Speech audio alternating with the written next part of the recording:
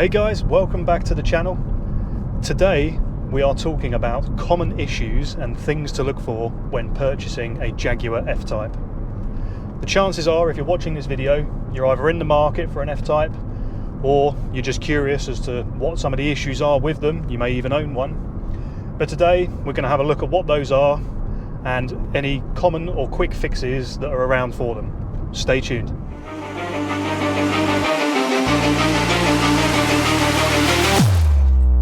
So the Jaguar F Type is coming on for 8 years old now. Got released in early 2014, and as with any car, as they've been on the market for a while, the consumer becomes aware of issues, and internet forums come to life with people asking for help on how to fix X or Y, or have you had a warranty recall for this? They're not bad cars. They get a lot of bad press for reliability, which I think is a little bit unfair. You know, how often do people go online to compliment a car? Quite often people are looking for help with a problem, which is I think where a lot of the negativity derives from.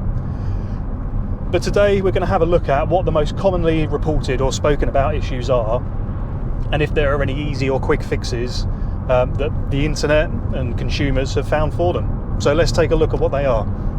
And guys, as always, if you haven't already, please think about giving a like and subscribe. I really do appreciate the support the channel gets. This guy's got the right idea. Look, he's subscribed. But thank you for watching. Stay tuned. So, top of the list, point number one, bonnet vents. We're not looking out for bonnet vents in particular, but in the earlier models, especially in the rear wheel drive, the vent was up here. It was higher up and closer to the centre of the bonnet bulge, and the issue that this led to was water ingress into the engine bay. These aren't just for show. Let's have a look. What you can see is Jaguar noted the issue, and they've put these rubber flaps. They sit directly under the bonnet vents. Now the problem was, on the earlier cars, where the vents were sat closer to the centre up here, water would come in, it would fall onto the engine bay, you know, if your car's parked outside or if you're washing it, whatever, and it would work its way into the engine bay and sit in the engine. Not in the engine, sorry, but you know, in and around the engine. And what this would do is it would lead to seized injectors. So if you ever need a fuel injector changing, they would actually rust it into the block. So recognising this, Jaguar have put these underneath the vents that are further out to the side. These are for the all-wheel drive. I do believe the rear-wheel drive still has them in the same location. However, there is again the correct guards put in place under the engine bay to protect the rainwater. And what that does is it guides it off down here and away from the engine out to underneath the car. So if you're buying an earlier car that's got the narrower bonnet or hood vents, check that these are there, or if not, just be aware that your injectors might be seized. The next one to talk about is buttons. This is a 2018 car, and they've revised the design that they put in, you know, the materials they've used to construct these buttons.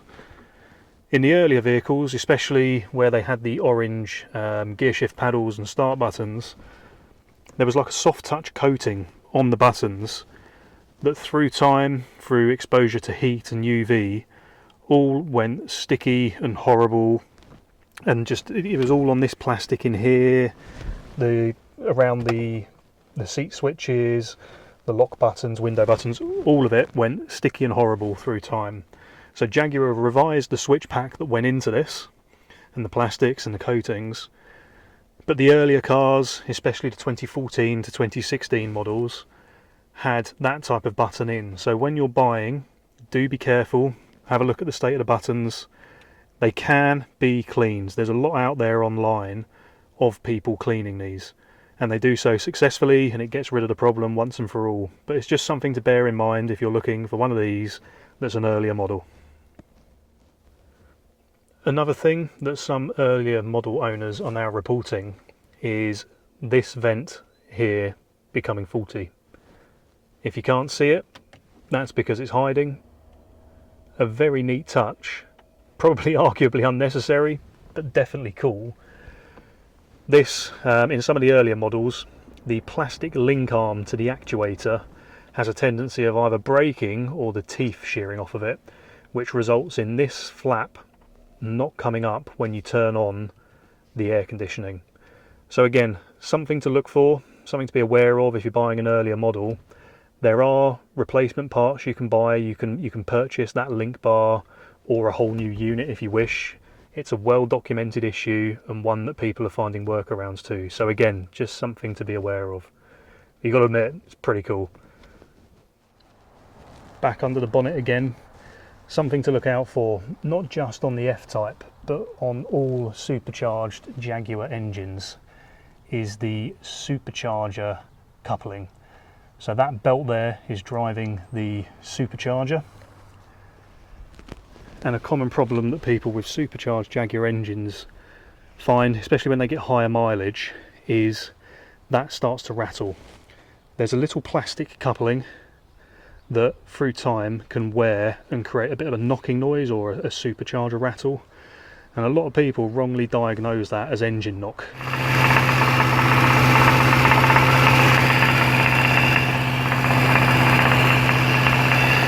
I'm not saying that all cases of engine knock are going to be that part there, but it's worth considering that piece there before diagnosing bottom end engine knock, for example.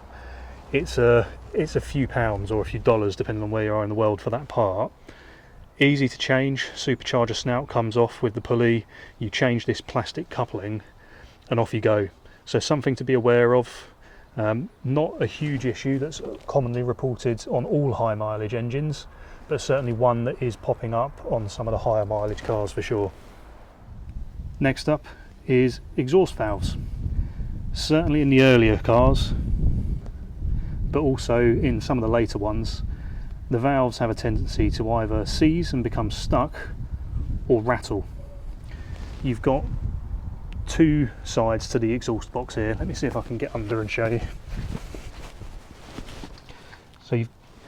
So you've got the exhaust box, and on the sides are your valves, and that vacuum actuator there drives the butterfly valve that we're looking at in the center of the video and opens or closes the exhaust valves. Now over time, through a lot of heat cycles, these can become stuck or seized or even squeak.